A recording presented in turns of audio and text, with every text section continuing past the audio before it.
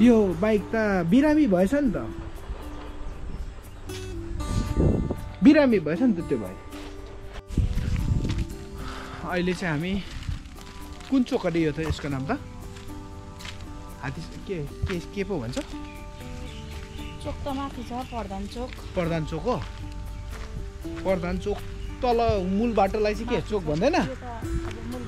मूल बाटोमा हामी जाँदैछौँ। त्यहाँनिर कतिको बिजी हुन्छ अहिले। पूर्व पश्चिम राजमार्ग नै झन्डै यो हो माथिल्लो बाटोको सबै हामी देखाउनेछौँ। अहिले हामी हात्तीसारको उत्तरा चोक, अनि यो अहिले देख्नुहुन्छ हायस, यो काठमाडौँबाट आएको अहिले बेतोडको साथमा। यो एकदमै कहाँ उडेर कहाँ भित्र जाने होला यो मान्छेहरू। अर्को हायस पनि आउँदैछ, म तपाईँहरूलाई देखाउँछु। एकदम यो बाटो अहिले एकदमै माथिल्लो बाटो भन्छ, बिजी छ, एकदमै किसिम बिजी छ। ल हेर्नुहोस् यो कहाँ जाने हायस हो, यो बेतोडको साथमा। अहिले चाहिँ बेलुकाको कति बजेछ? बेलुकाको 3 साढे 3 भएछ। अब सबै काठमाडौँको गाडीहरू यो बाटो आउने। तपाईँले यता हेर्नुहुन्छ नि, यो सबै यो चाहिँ हाम्रो हात्तीसारको 45 चोक। निकै व्यस्त छ अहिले एकदमै। यहाँनिर जग पुरै होटल रेस्टुरेन्टहरू, होटल त होइन रेस्टुरेन्टहरू चल्दैछ, एकदमै राम्रो छ। रेस्टुरेन्टहरू खाजा भुजाको लागि एकदमै। अनि यहाँ मासतिर घर पनि बन्दैछ, सायद यसमा चाहिँ रेस्टुरेन्ट हुन्छ होला। यो चाहिँ हाम्रो बसले ड्राइभरले ल म त नछड्ने है, उहाँले म ट्राभल गर्ने भनेर रोक्नु खोज्नु भएको होला, तर होइन। एकछिन यहाँ हाम्रो सासु आमाको मन्दिरतिर पनि जाने भनेको, त्यही भएर हामी यतातिर जाँदैछौँ। लु हिँड त। अनि फुल फुलेर पक्का मजाको भएछ अहिले। यो फुल फुल्ने सिजन।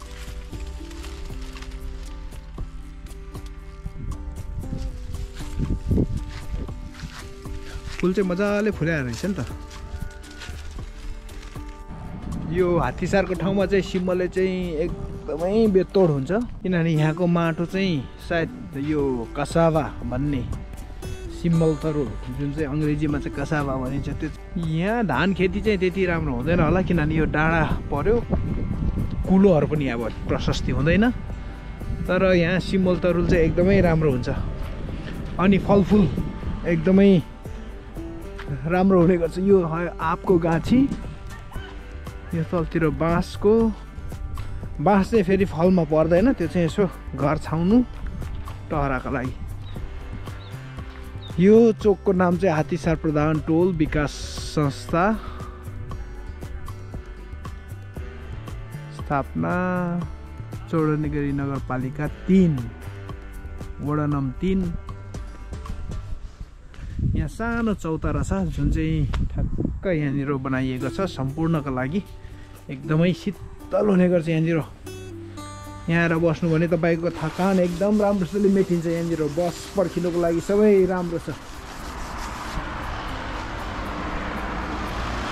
अहिले काठमाडौँबाट आउँदै गरेको सबै हायसहरू तपाईँहरू देख्नुहुन्छ, यहाँ पश्चिमबाट आउँदैछ। बेतोडको साथमा काकडभिट्टा यो भुट्टाबाजीको साथमा कुदिरहेछ। ल हेर्नुहोस्, अब यसलाई के भन्नु र, यहाँको विकास नभएको भन्नु र? हेर्नुहोस् त,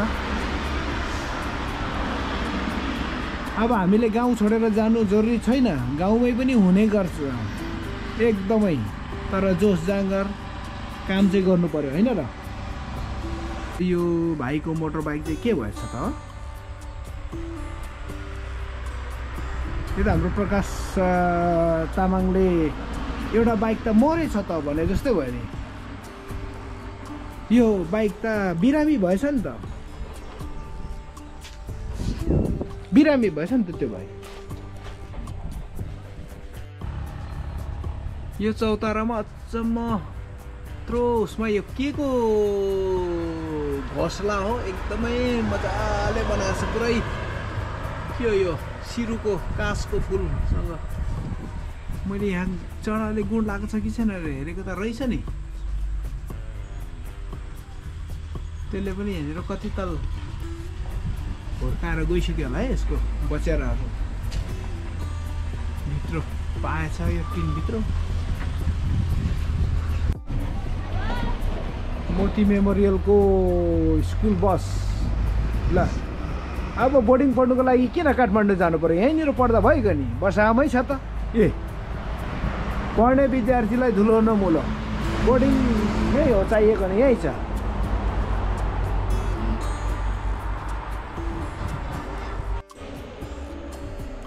यो पहिला हाम्रो माछा पोखरी थियो ससुरा बाको अहिले माछा पनि छैन यहाँनिर पोखरीमा पानी पनि सुकेछ सिमसिम चाहिँ छ अझै यहाँ पनि अर्को पोखरी थियो सबै भएछ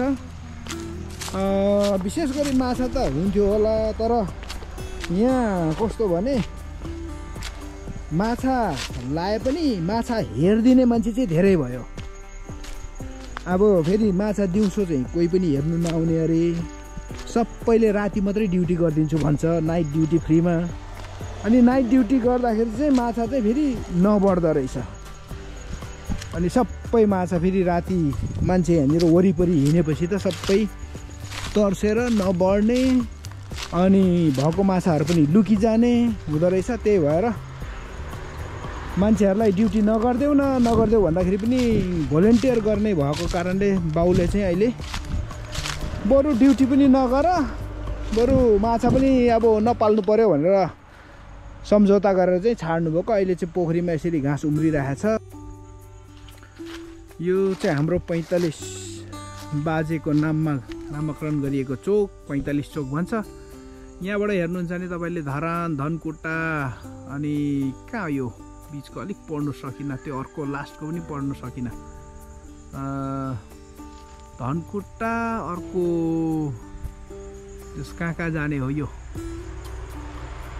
यहाँबाट चाहिँ पूर्व जाइन्छ यो अहिले हायेस्ट आउँदैछ काठमाडौँबाट यो पूर्व जाने हो धरान विराटनगर अथवा काँकरभिट्टा कहाँ चाहिँ पुग्ने यो एकदम व्यस्त छ यो बाटो अहिले यहाँबाट चाहिँ हाम्रो पश्चिम पर्छ यो चाहिँ अहिले ठुलो पहाडी क्षेत्रको राजमार्ग भन्नु नै यो हो अहिले बाँसघारी निकै वर्ष अगाडि लाउनु भएको अहिले पटेर भएर बसेको छ आँपको गाँसी पनि छ के अरे यो पिँडालु नगर कोकाउँछ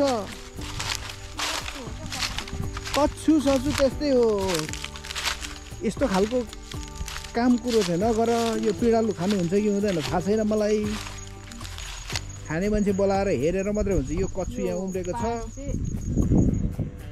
हेर सिम्पल आउँछ नि होइन यो पानी चाहिँ जानु दिएको हो क्या नभए त पोखरी हुन्छ पोखरी भयो भने फेरि माछा आउँछ माछा आएपछि फेरि राति काम गर्ने मान्छे आइहाल्छ क्या भोलिन्टियर क्या भोलिन्टियर राति मान्छे काम गर्ने आउँछ यहाँनिर एकदमै धेरै अनि नगर न भनेको ड्युटी वरिपरि सबै आएर ड्युटी गर्दो रहेछ यो वरिपरि अनि त्यहाँदेखि माछा पनि डुब्दो रहेछ राति नबढ्दो रहेछ यहाँ बाबाले भन्नुभएको धेरै ड्युटी गर्ने मान्छे आयो क्या त्यही भएर चाहिँ माछा नलाउनु भएको अरे यहाँ पुरानो इनार पनि छ इनार भनेको चाहिँ यस्तो कुवा हुन्छ यसमा पानी कति छ यो इनारमा ए पानी निकै रहेछ यो पानी एकदम चिसो हुन्थ्यो पहिला एकदम यो चाहिँ वन जङ्गल भएर यसरी यहाँनिर चाहिँ सिम हुन्छ उम्रिन्छ पानी एकदम राम्रो आउँछ पानी त्यही भएर जङ्गल रोप्नुपर्छ भन्नुको कारण यो हो लो हेर्नुहोस् यो माथि जङ्गल भएकोले गर्दाखेरि यहाँ पानी हिउँदो बर्खा कहिले सुक्दैन अटुट पानी यहाँनिर जहिले तहिले बसिरहेको हुन्छ अनि यो पानी थुनियो भने यो पोखरीमा सबै पानी जम हुन्छ अनि फेरि माछा पालन गर्न सकिन्छ तर अघि मैले भने माछा चाहिँ यसपालो पालन नगर्ने यो अङ्गेरीको बोट हो यो अङ्गेरी भन्छ यो कालो कालो फल्छ एकदमै सानोमा मेरो बेस्ट फ्रुट हो यो यस्तो मिठो लाग्छ यो अहिले यहाँनिर फल्दैछ यो अङ्गेरी यसलाई भन्छ अङ्गेरी अब यहाँनिर यो कालो कालो फल्नु थाल्छ अनि एकदम मिठो हुन्छ। पहिला सानोमा चाहिँ हाम्रो माथिल्लो बाटोदेखि उता चाहिँ पुरै बाँदर लाग्थ्यो, त्यसमा चाहिँ यो बाँदरले धेरै खाने गर्थ्यो। अहिले चाहिँ छैन, मान्छेले चिन्दैन पनि यो अङ्गेरी हो कि के हो भनेर। कुन चाहिँ यही होला बन्तरु नि आइगइस, यो देख्दैन ऊ के अरे लालगेडी, ओ देख्दैन लालगेडी यो पात लालगडीको हो नभए ऊ त्यो के हो त लालगेडी होइन? रिठा भ्याकुर भन्छ त। रिठा भ्याकुर हावैमा रिठा र भ्याकुर के हो? रिठा भ्याकुर भनेको बोट अर्कै होला त। लालगेडी त्यत्रो दाना देख्दैनौ न? त्यसकै बोटबाट आएको छ त, बोट अर्को होला नि त। केमा फलेको छ त्यो हेर त? त्यसकै बोटमा होइन नि त, अर्कैमा होला। लालगेडी भ्याकुरको जस्तै देख्छ। रिठा भ्याकुर पहिला देखेको छौ? त्यहाँ फल्छ नि, देख्नु न वर्नु हावामा रिठा भ्याकुर र रिठा भ्याकुर फल्छ नि त बाहिर बाहिर। रिठा त्यो सिटी बजाउने रिठा होइन, रिठा भन्दैन। आमा खुसीले बोल्छ। खै एउटा लालगेडीको दाना एउटा चाहिँ भेटाए है। ल त्यो पनि खस्यो, कहाँ खस्यो ए बाबा। पोखरीको पानी सबै सुकेको छ यहाँनिर, यस्तो भएछ। ल हेर्नुहोस्, यो पोखरीदेखि बाटो यहीँ छ।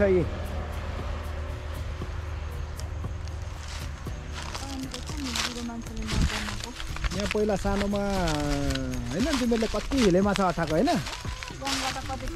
गाउँघाट त हिले माछा यहाँनिर जहिले जहिले हुन्छ। आजभोलि एउटा के अरे भ्यागुता पनि भेटिँदैन होइन? भ्यागुता छ काङकुङ ब्लाजा। एकदम रमाइलो भएको छ हाम्रो गाउँ। खै मुला रहेछ, मुला फापर चाहिँ यो हो। मुला चाहिँ यो हो। मुलामा पनि अलिअलि के लाएर रहेछ हौ। यो राम्रो भएछ नि मुलाको। मुला यस्तो छ, साग अलिक नराम्रो छ। तपाईँलाई अर्को मुला देखाउँछु म यहाँ।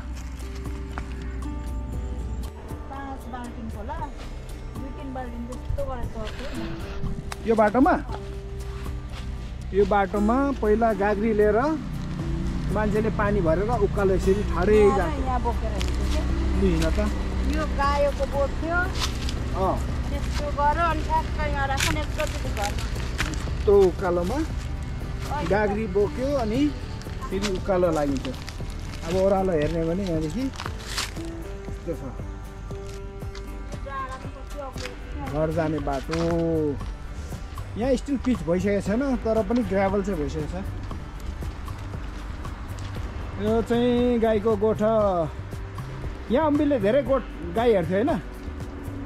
के हेर्दैन थियो? अहिले त एउटा गाई केही छैन। गाई चाहिँ काल धनेको ड्युटी। गाई गोरु हेर्ने। यहाँदेखि माथिल्लो टोल गइन्छ, ता आएपछि चाहिँ घरमा।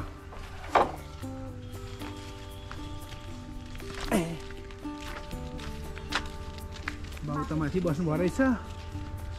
माथि निस्किनु के एकछिन, हामी दिदी हुनुहुन्छ होला। तर लिचीको फल्ने सिजन आउँदैछ, लिची फुल्दैछ रहेछ। भोक लाग्यो बाउ? भोक लाग्यो? यो काठको घर पनि निकै पुरानो घर हो। अहिले यो दाउरा जोगाउनुको लागि मात्रै यो घर राख्नुभएको, नत्र भने यो काठपात सबै यो घरको आवश्यकता त छैन। तर पनि अब फेरि भत्कायो भने काठपात कहाँ राख्ने, त्यही भएर यत्तिकै राख्नुभएको होला।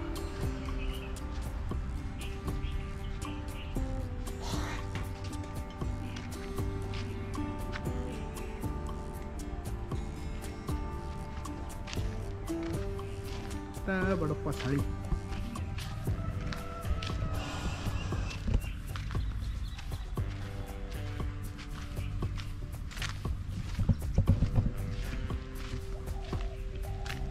आमा यहाँनिर न के साह्रो कोकको बोतल, डिउको बोतल। राख्नुभएछ। यो सबै अब प्लास्टिक हो। यसलाई कि चाहिँ पोल्नु पर्यो कि चाहिँ यसको यसलाई फेरि रिसाइकल गर्नु पर्यो। त प्लास्टिक त रिसाइकल भइहाल्छ। यो चाहिँ पछाडिपट्टि बारी तोरी एकदम मजाले फुल्याएर रहेछ हेर्नु न। दाउरा चाहिँ मजाले प्याक गरेर राख्नुभएको रहेछ। सस्ती खोर्सानीको बोट पनि रहेछ अलिअलि। यो पुरानो घरको टायल हो। पहिला घर यो नयाँ घर नबनाउँदाखेरि यो टायलहरू सबै घरमा छाउनु भएको थियो। अहिले सबै यहाँ थुपार्नु भएको थियो निकै अगाडिको। अहिले यहाँ गार्डन पनि सफा गरेर एकदम खुल्ला बनाउनु छ। तर असार साउनमा यहाँनिर सबै पानीले गर्दाखेरि सबै पलाएर फेरि जङ्गलै भइहाल्छ। यहाँदेखि माथि हाम्रो मामा भीमदाहरूको घर। पारिपट्टि चाहिँ यसलाई के खोला भन्छ। परि हाम्रो रामु भाइहरूको घर चाहिँ यतापट्टि पर्छ यही डाँडामा। यहाँ सुँगु खोर्छ। यहाँ बोतलहरू पारी थुपारिया रहेछ बियरको बोतल।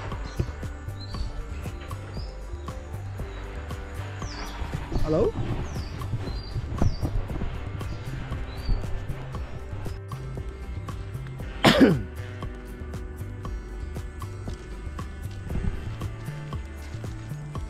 यहाँ चाहिँ हाम्रो भीम दाजु नरस दाईहरूको घर। मास्तिरो माथिल्लो टोल यो। यतापट्टि हाम्रो सजीवनको बोट पनि निकै फल्न थालेको छ अहिले।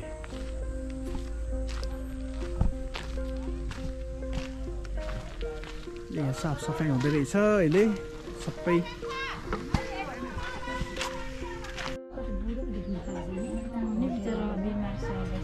को चाहिँ